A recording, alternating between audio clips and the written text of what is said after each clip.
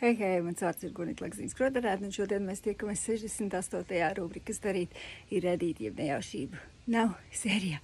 Kā redzat, laukā ir atkal pelēks un sola lietu, bet ir beidzot pienācis mans ilgi gaidītais atvaļinājums.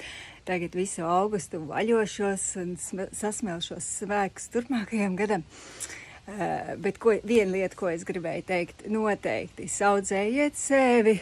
Es daudzus gadus strādāju praktiski bez atvaļinājumiem, un ja arī paņēmu, tad tikai vienā darba vietā un pārējās strādāju. Līdz sapratu, ka tas nekam neder, vai nu vecuma dēļ, tomēr tā atpūtiņa ir vajadzīga, tāpēc saudzējiet sevi. Otra lieta, ja šī bēdeša laikā jūs pat rakstat, tad es uzreiz neatbildu, nesatraucieties, ar mani nekas nav noticis, es varbūt būšu mazāk sociālos tīklos manāma, bet varbūt arī ne, redzēsim.